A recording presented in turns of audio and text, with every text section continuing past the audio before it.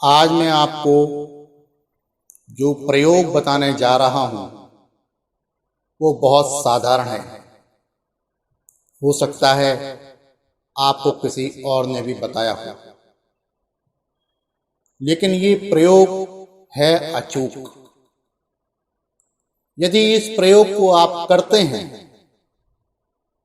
तो आप ये निश्चित मानिए कि धन संबंधी समस्याओं का समाधान होना निश्चित है। लेकिन ये प्रयोग सिर्फ वही लोग करें जो किसी कार्य को करने के योग्य हों। जिनके पास कोई कार्य ही नहीं है, जो कुछ करना ही नहीं चाहते, जो सिर्फ सपने देखते रहते हैं, वो इस प्रयोग को ना करें। क्योंकि आप इस प्रयोग को करने के बाद सो जाएं और कोई कार्य ना करें तो धन नहीं आएगा। कार्य तो आपको करना ही पड़ेगा। बस आपको करना क्या है, इस बात को समझने का प्रयास करें। सबसे पहले तो आप ये समझ लीजिए कि दिन में सोना आपको बंद कर देना है। जो भी लोग दिन में सोते हैं, सूर्योदय के बाद तक सोते रहते हैं, वो लोग मेहनत ज्यादा करते हैं, परिणाम कम प्राप्त करते हैं। हालांकि कुछ नौकरियां ऐसी हैं जो हमको रात में करनी पड़ती हैं, उनके ऊपर यह नियम लागू नहीं होता है। लेकिन जो लोग रात में सो सकते हैं, वो लोग भी रात में जग रहे हैं और दिन में सो रहे हैं, तो आप ये समझ लीजिए कि आप अपनी तकदीर पर बट्टा लगा रहे हैं। आप अपने लिए अपने प्रयासों से मानसिक अशांति का प्रबंध कर रहे हैं। आप स्वयं ग्रह कलेश को बुला रहे हैं। आपको यदि उन्नति करनी है तो इस नियम को बना लीजिए कि आपको देर रात तक कार्य नहीं करना है। आपको प्रातःकाल जल्दी उठना है, दिन में नहीं सोना है। ये बहुत सामान्य नियम है। आप यदि इस प्रकार की दिनचर्या को अपना लेते हैं और आप उसके बाद इस प्रयोग को करते हैं, तो आप ये निश्चित मानिए कि धन संबंधी समस्या हो, पारिवारिक गृह कलेश संबंधी समस्या हो, इन सभी समस्याओं का समाधान बड़ी आसानी से हो जाता है।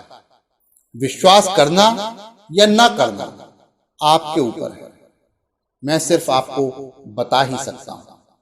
आपको प्रतिदिन प्रातःकाल सूर्योदय के बाद सूर्यदेव को जल अवश्य चढ़ाना चाहिए। एक लोटा तांबे के लोटे में जल लें, उसमें एक चुटकी हल्दी डालें और उस जल को 3 बार में चढ़ाएं और तीनों बार गायत्री मंत्र का मनन करें। जल चढ़ाते समय तीनों बार गायत्री मंत्र का मनन करें और उसके बाद कम से कम 1 माला गायत्री मंत्र का जाप अवश्य करें। इतना करने से आपके घर में पॉजिटिव एटीट्यूड की मात्रा बढ़ जाएगी, सकारात्मकता की मात्रा बढ़ जाएगी।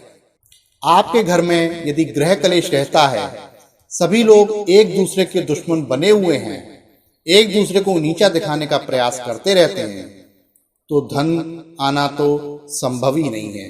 जो भी आ रहा है वो धन नहीं है, वो आपके विनाश के लिए कोई दूसरी चीज आ रही है।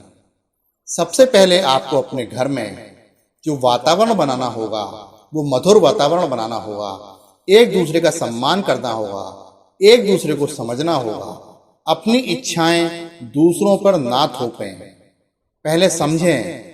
आजकल मैं जो देख रहा हूं वो ये देख रहा हूं कि सभी लोग, परिवार में यदि 5 सदस्य हैं तो 5 के अलग अलग टारगेट हैं, 5 अलग अलग दिशा में जा रहे हैं और इस तरीके से परिवार विनाश की ओर बढ़ रहा है। ऐसा ना करें।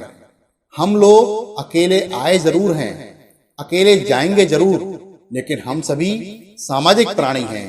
यदि हम अकेले अकेले ही सोचेंगे तो हम मुश्किल में घिर जाएंगे। ये सामान्य नियम है, इसको आपको अपनाना चाहिए। अब उस प्रयोग की तरफ आते हैं। आप जब दिन भर अपने कार्य कर लेते हैं, सभी कार्यों से निवृत्त हो जाते हैं, शाम को भोजन वगैरह भी कर लेते हैं, उसके बाद सोने से पहले आप उत्तर दिशा की तरफ मुख करके बैठ जाएं पीले आसन पर और एक घी का दिया जला लें और उसके बाद 3 बार श्री सूक्त का पाठ करें। 3 बार श्री सूक्तम का पाठ करें और साथ में श्री विष्णु सहस्त्र नाम का भी पाठ किया करें। पाठ करते समय किसी भी प्रकार की जल्दबाजी ना करें, आराम से करें। किसी ने आपको दौड़ाया थोड़े ही है।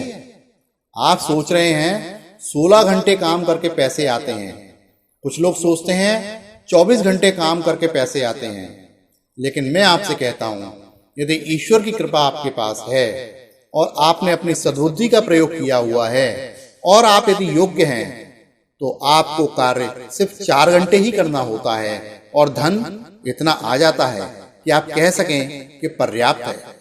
हालांकि 8 घंटे कार्य करने का नियम तो बना ही हुआ है, हमको प्रतिदिन 8 घंटे काम तो करना ही होता है, पर मैं फिर भी आपसे कह रहा हूं, यदि आप योग्य हैं, यदि आप कुशल हैं, आपके ऊपर ईश्वर की कृपा है, तो आपको जो विशेष कार्य करना होता है वो सिर्फ 4 घंटे ही करना होता है।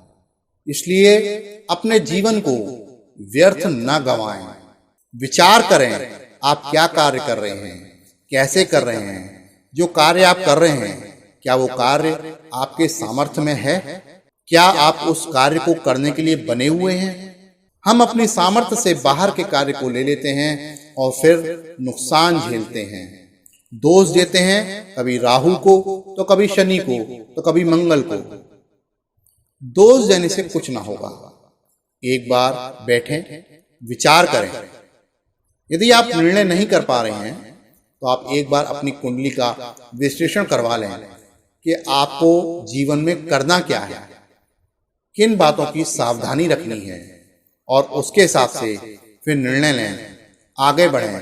कामयाबी आपको जरूर मिलेगी, इसमें कोई संशय नहीं है। लेकिन आप यदि किसी कार्य को तुक्का मारकर करेंगे तो आप सफल हो सकते हैं, लेकिन बाद में फिर आप असफल हो जाएंगे, क्योंकि वो तुक्का था जो पिछली बार लग गया और जरूरी नहीं है कि वो अगली बार लग जाए। इस बात का ध्यान रखिए। और यदि आप किसी कार्य को करने के योग्य होंगे तो वो काम आप बार बार करते जाएंगे और आप सफल होते जाएंगे और आपके पास धन निरंतर आता रहेगा। मैं अपनी बात को यहीं पर विश्राम दूंगा। यदि कोई समस्या है, यदि कोई प्रश्न है, तो स्क्रीन पर आपको मेरा मोबाइल नंबर दिख रहा है। आप इस मोबाइल नंबर पर मुझे व्हाट्सएप करके मुझसे पूछ सकते हैं।